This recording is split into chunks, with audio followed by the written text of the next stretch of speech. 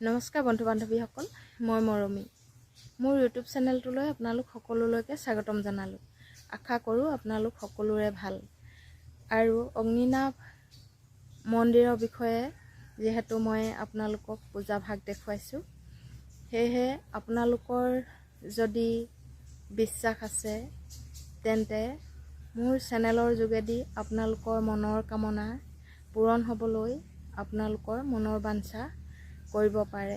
কাৰণ অনলাইন যোগে সেৱা জনাবলৈ হ'লে আপোনালোকৰ নিজৰ মনৰ কামনাসমূহ মন্দিৰভাগ পূজা কৰা দৃশ্যটো মই নিশ্চয় দেখুৱাইছোঁ। তাতে আপোনালোকে সেৱা কৰি মনৰ কামনাখিনি ব্যক্ত কৰিব পাৰে। আৰু যদি আপোনালোকৰ মনৰ কামনা পূৰণ হয় তেন্তে সেই মন্দিৰভাগত আপোনালোকে দৰ্শন দিবলৈ যাব লাগিব। সেইটো বাইদেউগৰাকীয়ে বাইদেউ বুলিয়ে কৈছোঁ মই, যিগৰাকীয়ে পূজা পাঠ কৰে তেওঁ কৈছে। আৰু যেতিয়া মনৰ কামনা পূৰণ হয় ঠিক লগে লগে তেওঁক দৰ্শন দিবলৈ যাব লাগে। তেতিয়া হয়তো তাৰ দুগুণ আপোনালোকৰ মনৰ বাঞ্ছা পূৰণ হ'ব। গতিকে যিসকল মানুহে সন্তানহীন, সেই ভিডিঅ'বোৰ বাইদেউ চেনেলৰ যোগেদি প্ৰচাৰ হৈছে। বহুতো চাকৰিয়াল মানুহ, যেনেকৈ পুলিচ অফিচাৰ, বেংকৰ মেনেজাৰ আৰু ডাঙৰ ইঞ্জিনিয়াৰ আদি মানুহে অনলাইন যোগে সেৱা কৰি মনোবাঞ্ছাৰ পূৰণৰ হেতু শৰাই আগবঢ়ায়।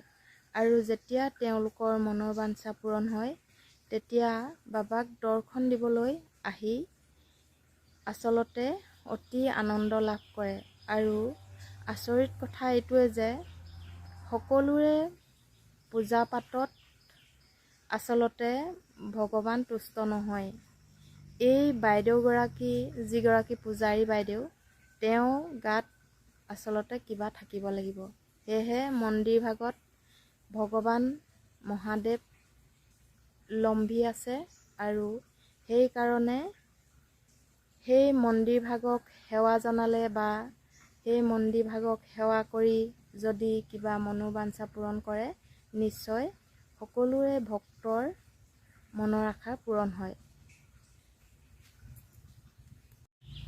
সকলো ভক্তই আচলতে ভক্তি মাৰ্গ বিচাৰি পাব লাগিব। সেই হেতুকে ভক্তি মাৰ্গ পাবলৈ হ'লে আমি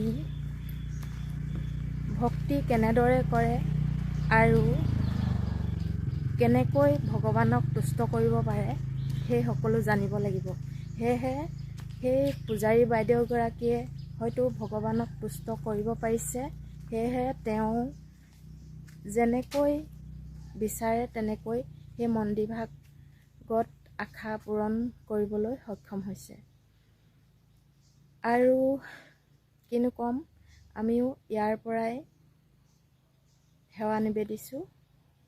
আৰু আমাৰ মানৱ দেহানো কেইদিনীয়া, জীৱনটো থাকোঁ মানে আমাক ভালে কুশলে ৰাখিলেই হ'ল।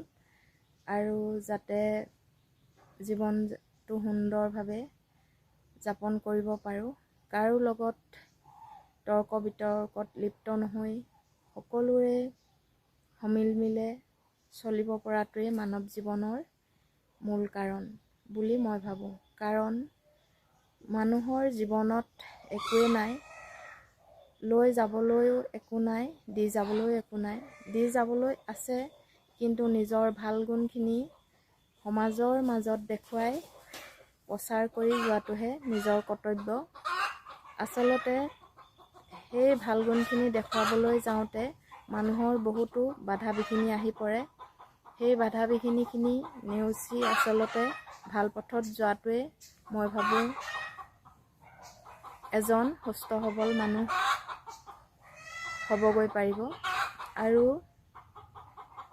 বৰ বিশেষ ক'বলৈ নাই। অগ্নিনাভ মন্দিৰলৈ মোৰ ফালৰ পৰা ইয়াৰ পৰাই ভক্তি সেৱা নিবেদিছোঁ। আৰু সকলোৰে মংগল কামনা কৰক। আৰু নতুন বছৰ আহি আছে, সকলোৱে নৱবৰ্ষ শুভ হওক তাৰে কামনাৰে মই অগ্নিনাভ মন্দিৰত সেৱা নিবেদিছোঁ। আৰু